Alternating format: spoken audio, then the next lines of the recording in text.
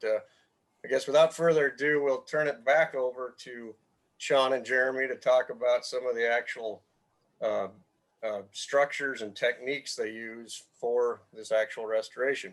Take it away, fellas. Great. Thanks, Brian. Thanks for coming back, everyone. This is the part you've been waiting for. What can you actually do? What are the types of techniques? And so Sean and I are going to spend the next hour prior to lunch going over those with you. Go ahead. Yeah, there you go. Perfect. So I really want to start out with a little bit of background and emphasize that this idea of low tech and using low tech structures really isn't new. We're just resurrecting stuff we used to do prior to the diesel age. And there's examples of these types of techniques used all over the world for hundreds of years, more recently here in the US during the soil erosion, early part of the Soil Conservation Service days in the 30s. More recently with our soil and stream bank bioengineering practices, we've used concepts of low tech. And then a really interesting pub I'd encourage you to track down is this Handbook of Erosion Control in Mountain Meadows from the 1930s. Forest Service put this together, and it sounds like what we're talking about today. In fact, there's a lot of drawings and things that were probably some of the early concepts of how to address meadow erosion. Next. But what we're really talking about is a new twist on low-tech structures, and that's really incorporating the idea of process-based restoration. And by that, I mean, it's more of an explicit focus on what are the key processes that we're addressing and really de-emphasizing a bit of the structure, even though that's the part we're so used to thinking about and we want to talk about. It's more important that you understand the process that you're addressing, that you're working with nature here. And if you understand that, we can get creative on the types of techniques we use. Next. For NRCS, this has meant in the last few years, us kind of rethinking the types of conservation practices we do this type of work under. In fact, we've kind of shifted over to doing this low-tech process-based restoration really under one of our ecological practices. If you're familiar with our code 643. And the emphasis is really more on addressing that process and working in steps, not just a one-time fix, but trying to reestablish these natural processes. And that might take multiple interventions. And so having a shorter design life is an important concept here. And sometimes that's just not really possible with our more engineering based stuff where we typically have longer design life requirements. For example, most of our typical gabions and control structures like that for erosion are designed to last 15 plus years. And a lot of these lower tech methods we're talking about, we don't focus on anchoring them in and making them last forever. We want to kickstart processes. We want to work in low risk settings where the consequences of a structure failing are really, really low. Next. And the way we'll structure this talk is we're going to focus first on techniques for low tech meadow restoration in those upper headwater systems and talk about a variety of different, quote, Z-dike structures we can use to address different impairments. And then we'll end with just a brief mention of some of the techniques used in our more perennial systems, not as a full out training on that, but more of a awareness so that you see how these things fit together across the landscape. Next. So I often get asked, when I first started thinking about doing this work, it's like, well, how do I decide what to do where? And this concept really hit home for me. And that is, it really depends on where you are in this channel evolution process. Not only where you are in the watershed, like we just talked about, but when it comes to the meadow restoration techniques, where are you here? And if you have a system where the channel incision hasn't gotten too bad yet, perhaps a head cut is just starting, you have opportunities for preservation. In other words, the treatments you do at that head cut are going to preserve meadows that are above it. So there really is the idea that you can implement a surgical action and prevent and preserve things from happening upstream. If that channel gets too deep, and by too deep, it's, 4 or 5 plus feet deep, you're really talking about more restorative actions. You're in a restoration mindset. And, in those shallow trenches, we can use some of these low-tech methods to build back up that sediment aggregation and get water tables back up. But as you get further down, deeper in the trench and more widening happening, and you see the establishment of kind of these inset new floodplains at a lower elevation, we have to learn how to work within that new confine, and perhaps we can use our techniques to actually accelerate erosion of those banks, widen out that trench, and build a new floodplain at a lower elevation. And so be thinking about this as we talk about the specific tactics. Next. And here's just that same Deep Creek from Wyoming that we showed you earlier, the preservation opportunity above the head cut, restoration mindset below it. And now I'm going to turn it over to Sean to really dig into kind of Bill's toolbox of riparian resiliency structures. Perfect. Great. Thanks for that intro, Jeremy. It is important to think about this stuff, that these techniques have been around. I think it's really fascinating, that 1930s publication, and looking through it. A lot of the same techniques that we're going to talk about, Bill has resurrected in his book here. I think, thinking about going back to that question that Jeremy had, what structures should I put where? I think it's helpful to think about these key restoration goals that we have for meadow systems. And so head cut control, grade control, and then restoring sheet flow. And so thinking about the goals will lead you to which tools can help you accomplish each of those goals. And we're going to start with head cut control. So we've talked quite a bit about head cuts. You've seen this gorgeous picture before. Some of the principles that Bill and Jansen developed early on in 2009 in their publication were the following.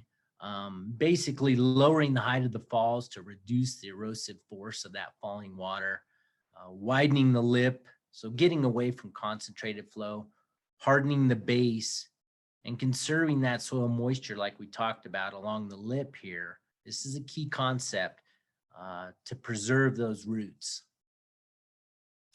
Just in a small example, this doesn't look like much. This is about 1 foot tall head cut.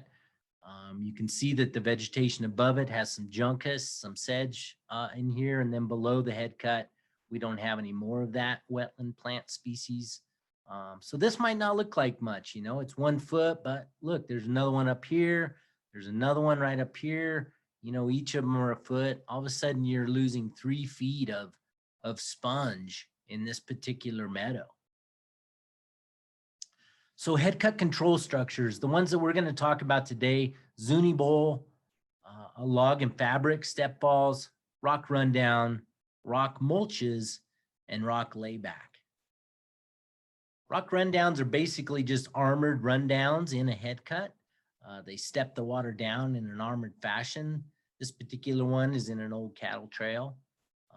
And then rock mulch. Rock mulch is just set right on the surface here in off-channel head cuts.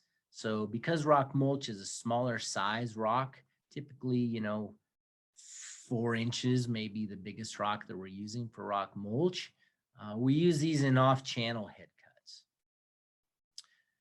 This is a good example of a rock rundown. You can see that the channel's coming in. There's a grade change here. We used to have about 2 foot head cut right in this location. This channel was working its way up valley, and we put this rock rundown in. And what it does is provide an armored surface for when that water's flowing to step it down into the main channel. Rock mulch, again, we had some nick points happening in this particular location. The water is coming down and going around the corner here. And you can see that over a couple years, that rock mulch, we just place it right on the meadow surface. We don't do any excavation, anything like that. And the grasses and everything grow right up through the rock mulch. It disappears and you have an armored surface, and that head cut doesn't continue. Another one we like to use is called a layback. This is generally, we use these for really wide side-to-side head cuts. And we lay the soil back manually with tools like this at a 2-to-1, and then we armor that front surface. And this top lip is a really, on all our head cut control structures, this top lip is really important because that's where we maintain our grasses and our roots. And that's actually what stops the head cut from moving up valley. So the layback, here's a native rock built layback. You can see that we've laid it back, put this armoring on the top. You can see that head cuts travel in 2s and 3s. So we often see this head cut right here, but we don't notice the little one right above it. We need to treat all the head cuts in a series, or else this head cut will just keep moving up valley. So this is the layback. One more example. Here's what it looked like before. A wide is about a 2-foot tall head cut working its way up the valley. You can see there's a channel now above this flat no channel meadow above. Here's what it looks like afterwards. You can see the grass looks a lot better above. This is a little earlier in the spring the following year. But this layback has now stopped this head cut from migrating up valley. The next structure that we really like, this is probably the funnest structure to build. We often get lots of photos, people laying in the Zuni Bowl, gathering around. This was a big one that we did in Washington State. This is an example from Gunnison. But the Zuni Bowl is something that Bill adapted from the Zuni Pueblo in New Mexico. But what it is a rockline step fall system. So the water falls into this pool, a rockline pool, has to go up and over this lower pour over here. So water pools here. Water that falls on water has a lot less erosive force. It has to go up over this pool onto this splash apron.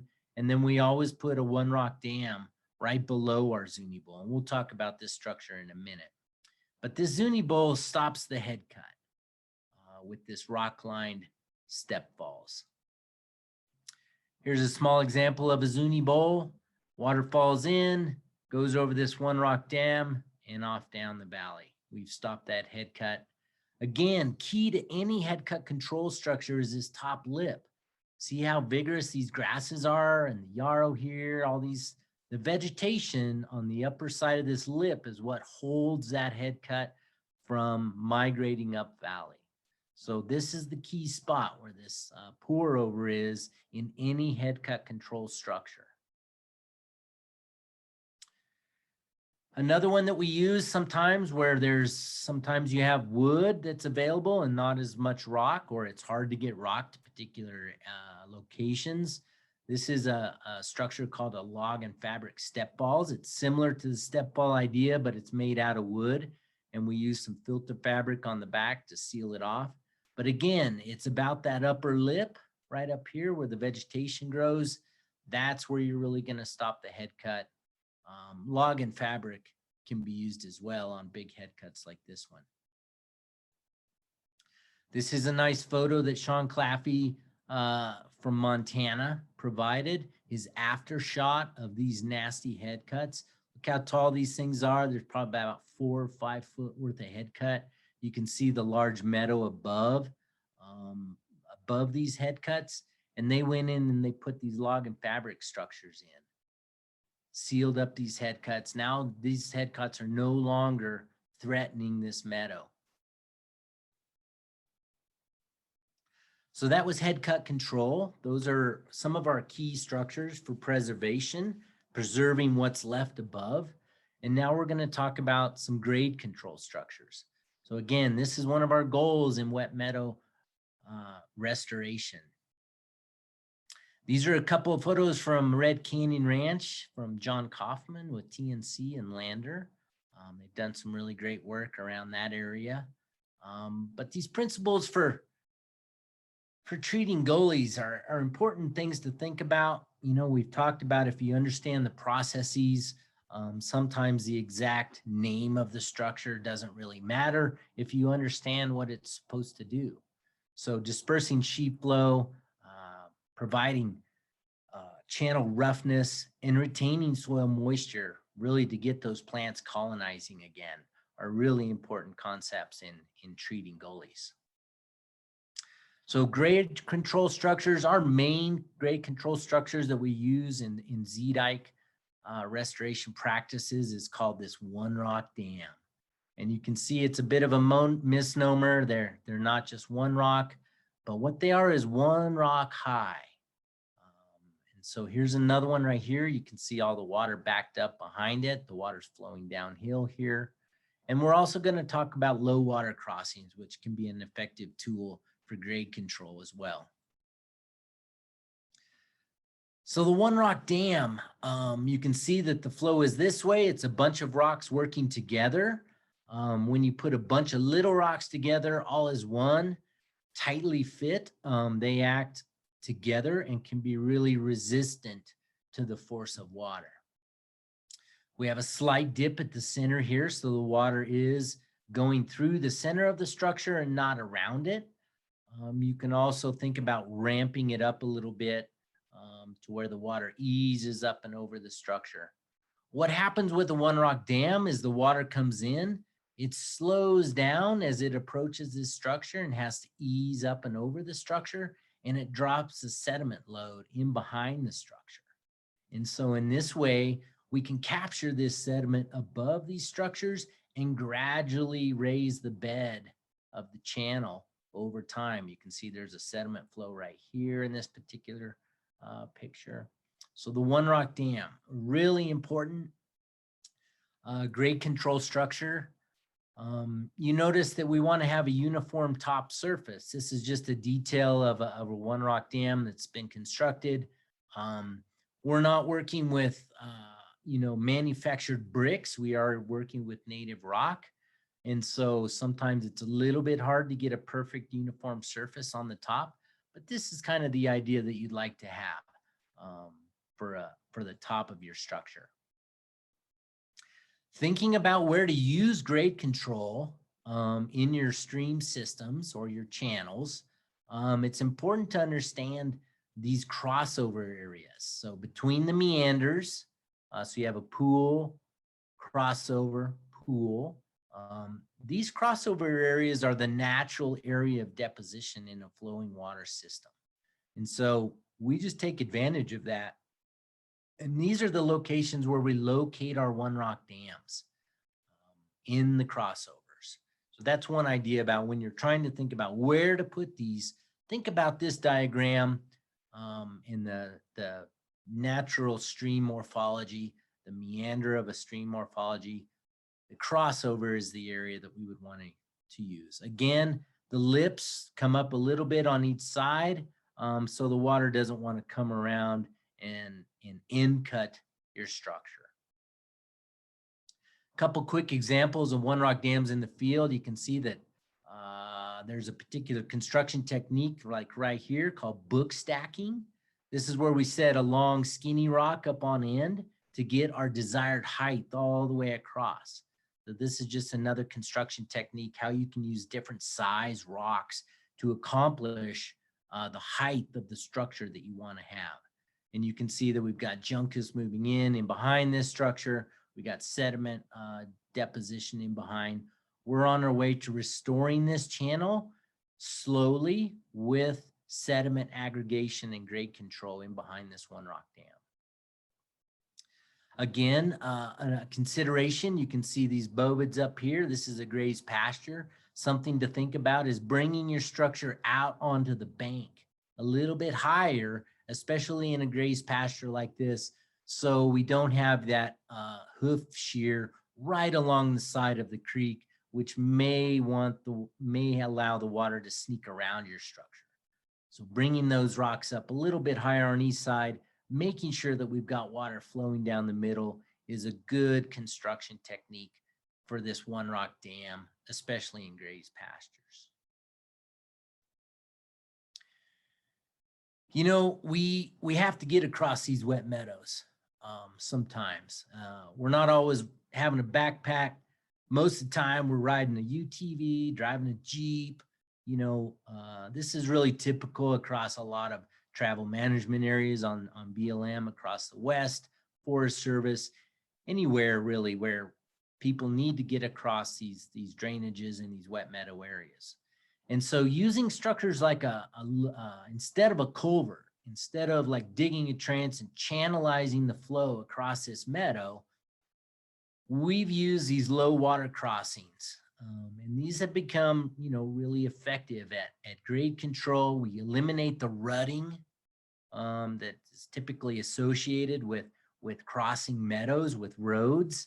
And you know what happens, the ruts get too deep and you just try over here, right? It's like, this looks pretty good. So let's make a rut over there. Pretty soon you get a bunch of ruts going across these areas, alters the hydrology, channelizes the flow, and we get a lot of erosion at our road crossings. And so we typically use a geotextile fabric right on the meadow surface to support some of that load. And then we use a porous angular rock that binds together and gives folks a stable surface that they can drive across, but it also serves as a grade control. And typically, you know, if we design them right, they can also act as a flow disperser or a restoring sheet flow idea. So you can imagine if you just put in a culvert here and shot the water out in a concentrated manner, I'm sure a lot of you have seen some of the results of concentrated flow coming out of culverts and the erosion that they can cause. So low water crossings are a really easy way to accomplish some of our restoration goals as it relates to sheet, also restoring sheet flow and grade control. So let's move to this last goal, restoring sheet flow. This is some of the stuff that Jeremy alluded to as more of a restorative type idea, restoring sheet flow from those concentrated areas. Some of the treatments that we use, this one's a fancy one called the Media Luna, which means half moon, of course, in Spanish. We'll look at that in a minute. We also have a filter dam and a worm ditch to redistribute and reapply sheet flow from the gully. And then we've thrown in drift fences here, which will be something that we can talk about restoring sheet flow.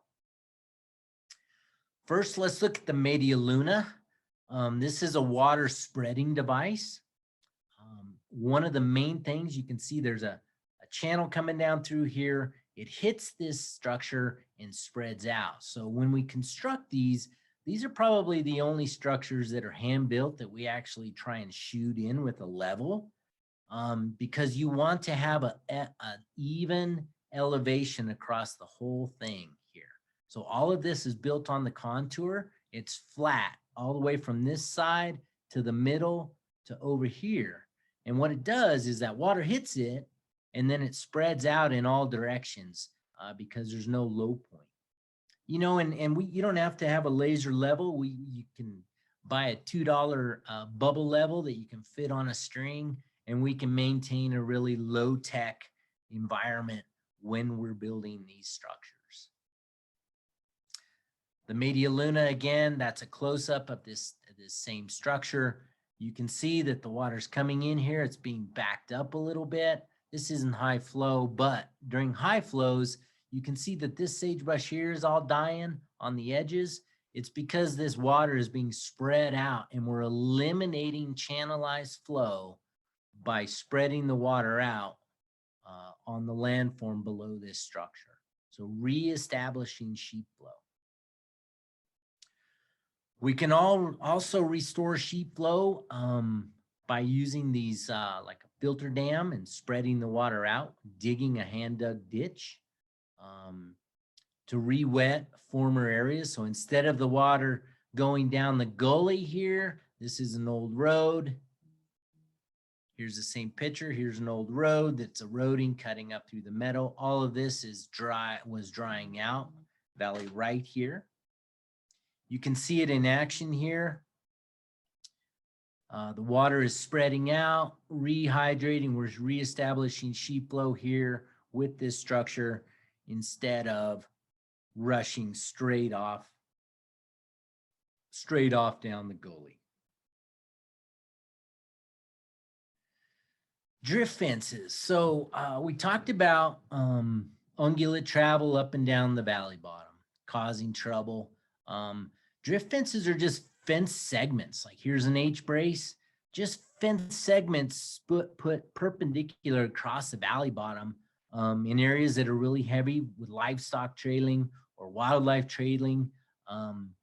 And like here's a trail in the valley bottom. All the water in the valley bottom gets caught in that trail and we start to de-water our adjacent areas. And so trailing in the valley bottom is something that's really detrimental. You can see here's a trail in the valley bottom. All that water coming down the valley gets trapped in it, rushes off down the valley. We lose our sheet flow. We go to concentrated flow and our water is lost really quickly. So a drift fence is just this segment. It's not connected to anything in the world. It's just a perpendicular across the channel. And these are things that, you know, ranchers, man, they know how to build fence, you know, with the best of them. And so this is something that we have really had a lot of success with for interrupting that grade or that travel pattern up and down the valley bottom. It doesn't exclude anybody from getting all this forage or utilizing anything. It just excludes them from walking up and down the valley. And what happens over time is they develop a new trail in the upland here, you know, if they're headed to a stock tank or something like that. And they establish a new trail. Drift fences. These are some of the technical resources that we'll go over a little bit later on today, but this website with the Quivira Coalition has a lot of these techniques in it. We've got this technical note from the NRCS and a lot of these booklets that look at a lot of these techniques and tools that we're talking about today. So moving a little bit down in the watershed now, I'm going to pass this over to Jeremy. And we're going to continue on with some of these low-tech tools. Great, thanks, Sean. Yeah, so I put a couple of those publications in the chat box. You should be able to download those directly, and we'll have links to that at the end of the day as well.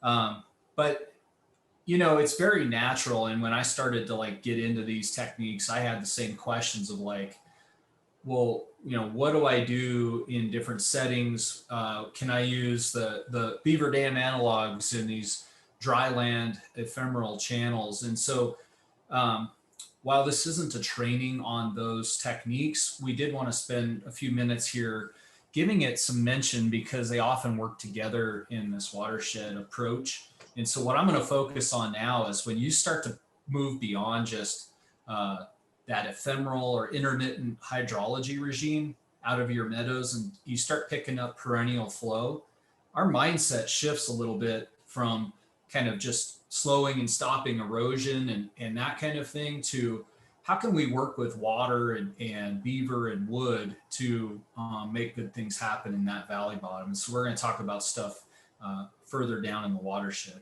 Next. Unfortunately, today, you know, many streams that we see are nothing more than pretty structurally starved drainage ditches. And by that, I mean, they're very efficient at transporting water from upslope to downslope, but they lack that floodplain interaction that's really needed to produce vibrant and functioning and resilient riparian ecosystems. Next. And what we're learning as we think about this idea of stage zero and the fact that at one point, these valley bottoms were connected, highly connected with their floodplains from hill slope to hill slope, that we really need to reimagine what's possible. And this idea of a perfectly sinuous single-threaded channel stream, although very normal in some settings where we, perhaps more confined canyons and areas like that, we have a lot of valley bottoms that should look more like this and have water kind of spread out everywhere, very hydrologically connected, diverse, and structurally rich. And that structure, when water hits an obstruction to flow, like plant material, beaver dams, other types of rock, it spreads out and does some of that sheet flow work that we're talking about even in the upper meadows. And so this same type of mentality is really behind some of the concepts that we're thinking about further in the perennial systems. Next. And what processes really historically provided that structure? Well, in North America, it was largely beaver dam activity and wood accumulation. So think about what happens when you chuck a piece of wood into a creek. Water starts to deflect and go everywhere. And the same thing happens with beaver dams when they build those channel spanning structures that pond water. We see what some would call a mess. And that mess actually led to highly resilient and complex systems. Next. And so there's a group of folks for the last decade or so who've really been studying nature and trying to take tips from nature on, what was the role of beaver and beaver dam activity in accelerating that channel incision process. And what they described and learned was that actually, by beavers building dams in these incised trenches, that beaver dam failure often resulted in widening of that trench, erosion that formed new floodplains, and eventually built back up over time into a highly diverse stage 0 type system. And that importantly, we can learn how to mimic that in the low-tech structures that we do that really promote the process of beaver dam activity and ultimately provide that structural complexity that's needed to have highly functioning and resilient valley bottoms. Next. And so, again, we're not going to focus on this a ton, but there's resources that we've sponsored with Utah State University that really describe the planning process for this type of work. But I did just want to get this on your radar as you think about, working in those more perennial systems. You're going to hear terms like PALs and BDAs. And what we're referring to are simple structures like post-assisted log structures, which are simply hand-built structures that mimic that process of wood accumulation in a stream, like a log jam or a tree falling in. Whereas beaver dam analogs are really the idea that we can mimic and promote beaver dam activity. And these are more designed to actually pond water right after you're done building them. And they do it at base flow. And so that water gets up on the floodplain almost always. Next. And there's lots of different recipes. So one thing we don't want you to get hung up on is the names and the different formulations.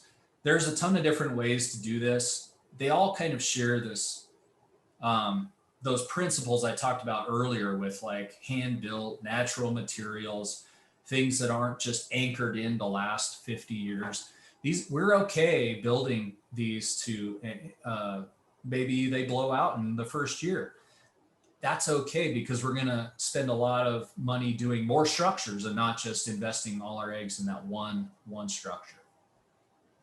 Next. So I want to give you a quick glimpse at what some of these look like. Here's what we call the classic traditional beaver dam analog. Some might refer to it as a post line wicker weave. Consists of untreated wooden posts that are pounded into the channel bed across the entire channel. And then we weave in there materials, plant materials, whether that be willows or even juniper boughs. They don't have to be sprouting vegetation. What we're trying to do is slow the water down And so evergreens and things like that work really well. We also have downstream, on the downstream side, taking tips from nature. We've got that mattress, we call it, which is like what beavers do. They don't build a wall, they build more like a pyramid if you look at it in the cross section. So we want water to flow up and over and spread out over the structure. And again, getting up on that floodplain, even at base flow. Next. And of course, beavers don't use posts, and there's a ton of small upper headwater drainages where postless BDAs are perfectly fine and may be the preferred way to go because you won't have to lug a heavy post pounder and power pack around. And so this is an option we're using more and more. Next. Here's what a PALS structure looks like. This is a channel spanning, meaning it covers from one end of the channel to the other. It is built within probably 15 minutes. It would take you to throw that up. You're not sitting there trying to stuff every hole and get it to pond water. You want this to function at high flow and actually rack up debris and force water onto a floodplain. So this is much like a jam that you would see in nature. Next. Here's another example of a bank attached PALS structure where we really point that structure at an eroding bank with the idea of widening the trench and accelerating that channel evolution process. Folks may ask, well, isn't this going to cause runaway erosion? I don't see a important infrastructure on the other side of that bank we need to be worried about. No, it's not going to cause runaway erosion. Typically, this widens by the width of the channel, and that sediment gets deposited within a couple of bends of that stream where we're building new floodplains. And so we're not seeing massive mobilization of soils, for miles downstream. Next. Of course, I'm going to say this a million times, but the whole idea with these structures is not the structure themselves, but the idea of mimicking and promoting natural processes that ultimately we would like to see Mother Nature take over and sustain on its own. And in the case of beaver dams and wood, it's very common where we have beaver in the system that they will come in and take those over for us pretty quickly. This is an example out of eastern Montana. A producer that allowed us to do a workshop, put up some trail cams shortly after we left, and beavers moved in right away and started maintaining and making their own modifications to that. But we provided that deep pool habitat that they needed in order to not get eaten by everything, every predator in the area. Next. So I'll just mention, there are a whole other suite of resources available to you. If you go to that website below, we'll put this back up at the end. You can access all of those for free. We have an entire 4-day self-paced workshop that we did last year that all of those modules are available to you for free. So, while this stuff is low tech and easy, there's a thought process behind it you need to know about. And so we'd encourage you to take some time, maybe this winter when things slow down, to study up on these techniques if you're interested. So with that, I'm going to actually have you stop sharing, Sean, and turn it back over to Brian and see if we have some time for questions here before lunch. Sure. Thanks, Jeremy. Since I have the dubious honor of standing between everybody and lunch, I'm going to hold everybody up a little bit. We've got a few minutes here and have had some good questions come in the chat. So I'll try to get to a few of those before we break for lunch, and then we'll break for lunch and maybe hit a few questions after lunch as well. So a couple questions. I think Sean hit on it a little bit, using geotextile in concert with wood structures. But what about using geocells or other geotextile type stuff to build these? We don't use that too much. We haven't really had the need to utilize it. Like I said, we do use it on our low water crossing where we need some stability and load support. going across those wet areas. But in general, we don't use much geotextile. We have experimented a little with using kind of a filter fabric type idea in between some of our one rock dams to further trap really fine sediment. I think the jury's still out on whether that was really worthwhile. Bill does take aesthetics into account, and he doesn't really like to see like black weed barrier or geotextile, shredding or seeing that stuff, after you try and trim it back. But at any rate, no, we don't use too much of that. We kind of rely on the vegetation to get established, and that really becomes our filter for really trying to trap those finer soils. Okay. Next question is it's fairly specific, but I think it's more broad. It's the individual's asking if we have 5 to 20 years worth of project photos of head cuts. Particularly, they were interested in the wood structure from Montana, but I guess I'd say more generally, Sean and Jeremy, do we have that longer term evidence that these things work? I think, Jeremy, you could talk to this too, maybe, but I know that in Gunnison, we have about 10 years under our belts with some of the wood structures. Bill in New Mexico definitely has used those wood structures in some of his work and has about 20 years. I would say maybe that they were not quite as tall a head cuts as the ones we were showing there. But wood that gets wet lasts quite a while. So I do think that there is a longevity thing there, perhaps with woods treating head cuts. But Bill's experience in New Mexico has said that they last quite a long time, and then stuff heals up during that time. So. Yeah, I would definitely point to Bill's work in the Southwest. He's been doing this for decades.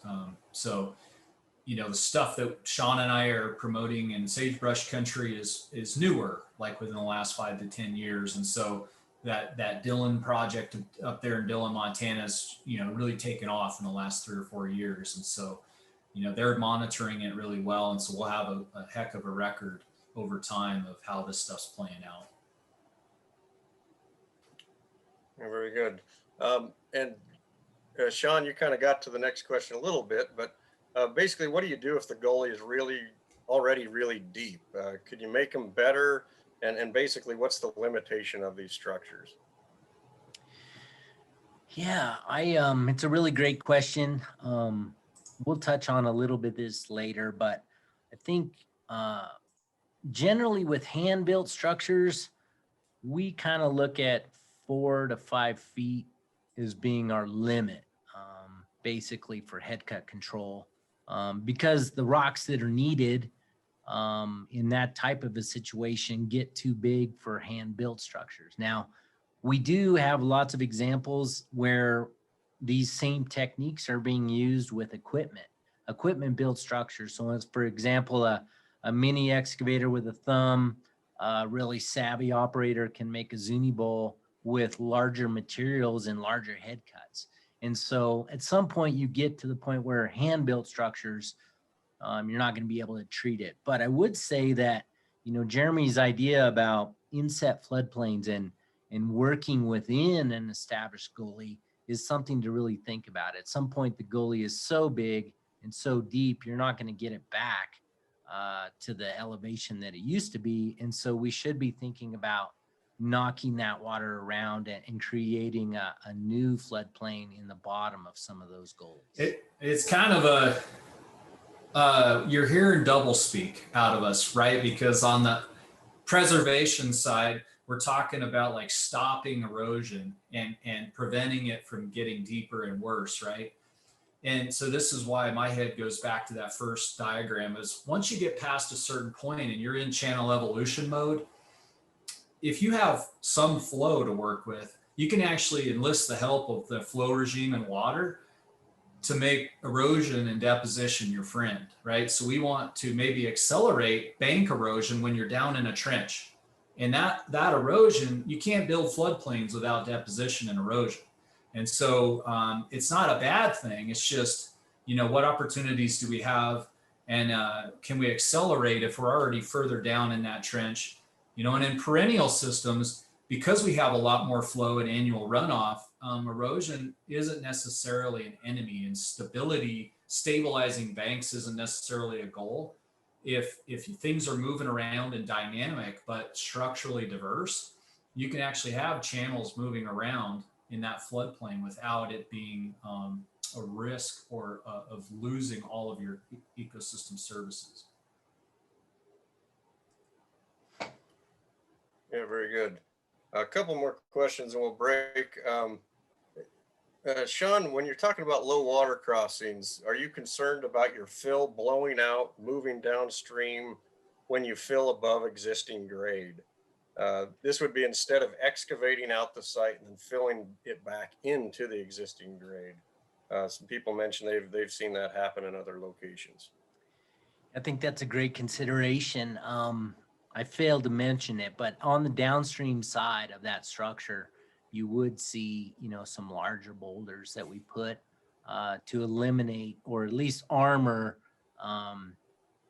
sheet flows that are coming across that and really high flow events that would have the potential to mobilize that material downstream. And so I think paying attention to, shoring up that lower edge, the downstream side of that structure is an important component. Great point. Okay, last question for before lunch. I think the rest of the questions are tied to BDAs and those types of things, so I'll save those for after lunch. But the last one was, do Zuni bulls have benefits to beaver habitat? Can they be modified with that in mind? Basically, can you make a beaver bathtub with one or something like that? Possibly, I think Zuni bulls, again, going back to the goal of what a Zuni bull is really just to stop the head cut. But apart from beavers, definitely from a wildlife perspective, a pool of water that persists on the landscape, especially in a really dry system, can be a really great resource. And so, yeah, absolutely. These Zuni bulls, after the storm is gone or after the flood left, there is water left in these pools. And so it can be a really great resource for thirsty wildlife. I haven't yet seen a beaver in one, but yeah, definitely elk drinking out of them and other forms like that. Yeah, unfortunately, they'd probably be more like a beaver buffet table and they'd get eaten, right? I mean, they're walking sausages or whatever. So anyway, I guess with that, we'll break for lunch. As you saw in the chat, Jeremy already basically made it Christmas in August and provided you a bunch of free resources. So I'm going to go ahead and give you all permission to treat yourself right for lunch as well. Make yourself something a little extra special. Hopefully nobody's built a drift fence between your office and your break room or kitchen, and you can get there with limited effort. But we'll plan to meet back at 1 o'clock and get going again. Thanks, everybody. Without further ado, we'll jump back into a Q&A here to start the afternoon session. Got a few more questions in the chat, many that we didn't get to. And so we'll try to get to a few of those now with the understanding that we do still have quite a bit of a program left that we need to get on with as well. So I guess first question I'll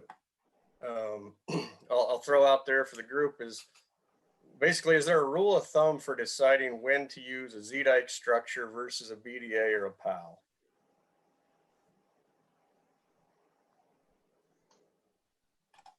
Great question. Can you hear me okay? I can, yep. Yeah, perfect. I could take a swing at that. Yeah, like I mentioned before, it's very common to, when you first start to think about this, like what do I use and where and when? It goes back to the purpose. What are we trying to accomplish, right? And what processes are we trying to mimic and promote? And so, I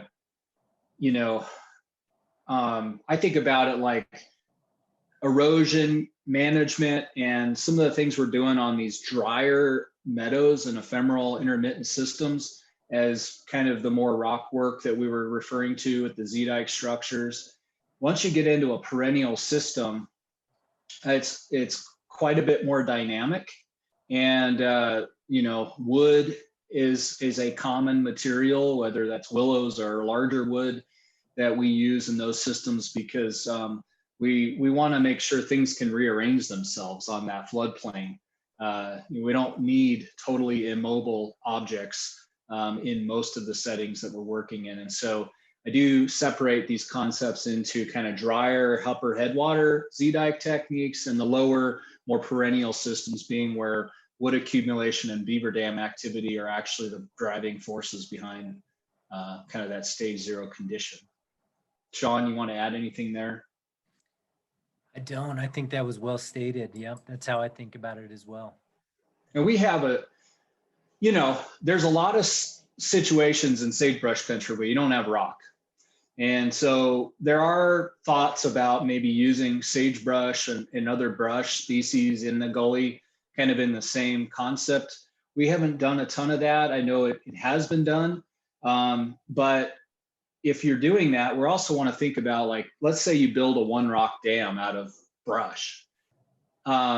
You want it to function similar to a one rock dam, which is to still pass water over it, to a grade sediment behind it, to allow for water that is pouring over to not just undercut it and create a big hole that it all falls into.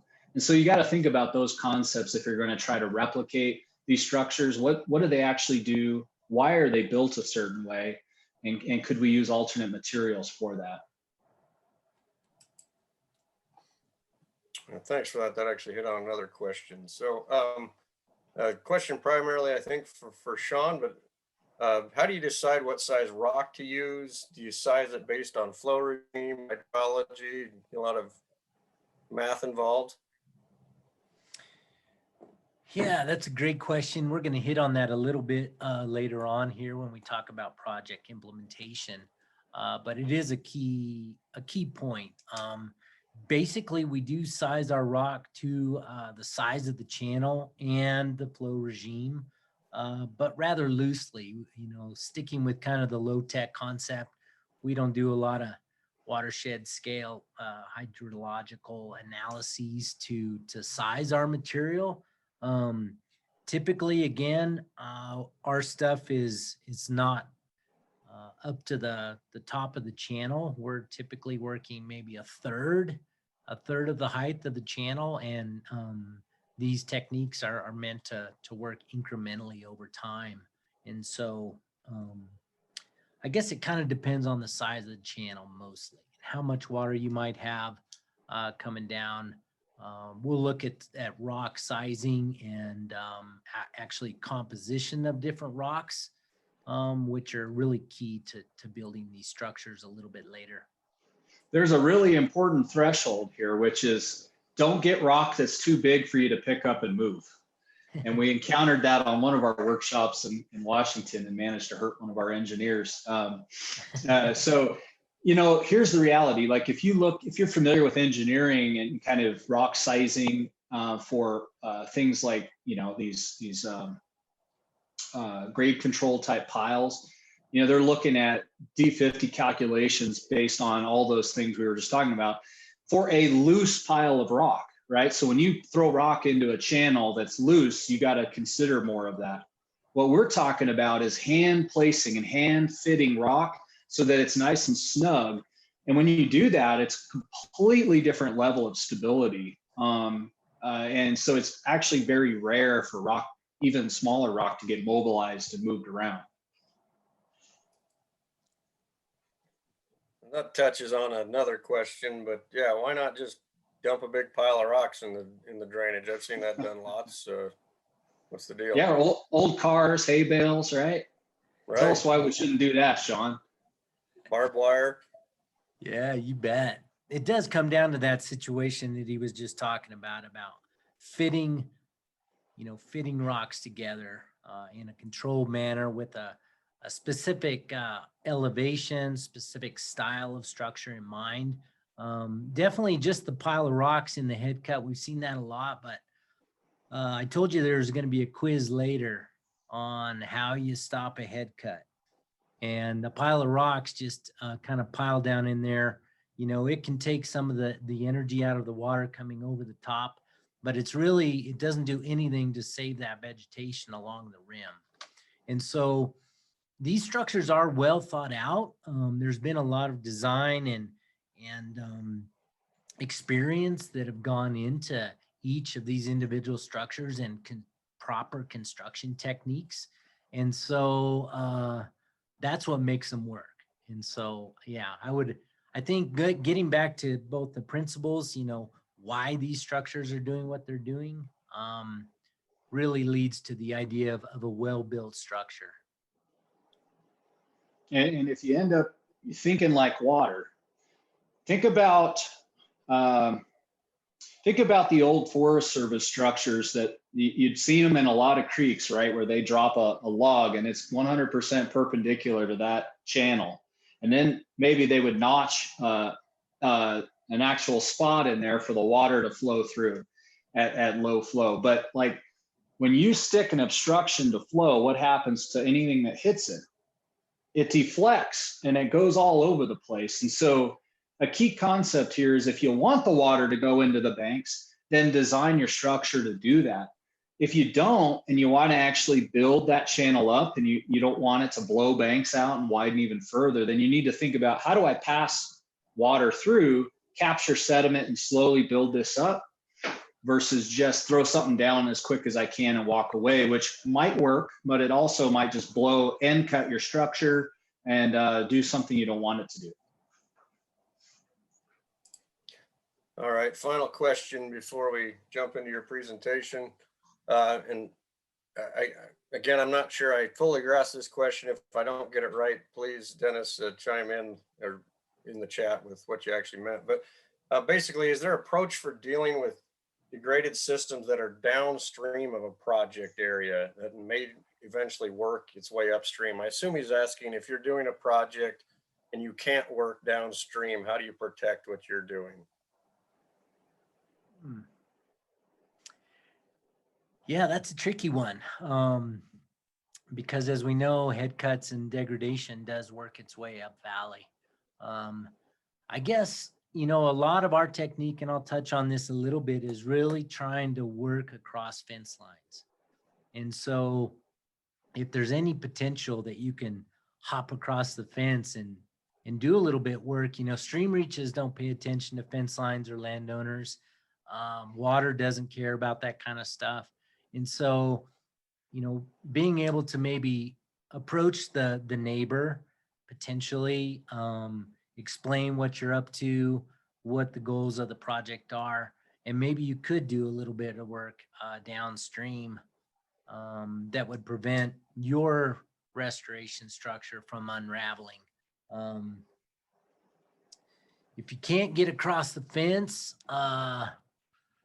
I don't know, that might be a site-specific issue where you'd have to research, you know, what could be done if you feel like the downstream is going to just keep eroding onto your upstream parcel. And we have done some of that where, you know, this may be where you bring in your engineering partners and you say, you know, there's one spot at the very bottom of this whole draw. We want to work here for the next 10 years, but we got a 20-foot trench and it's working its way up. How do we get from that elevation to this elevation? And, you know, we have done some more heavy-handed type structural control at that point where you step it back down in elevation just to protect it from not going all the way upstream. And so if you do have those situations, maybe there's very specific points at which you need to take a little bit more heavy-handed approach.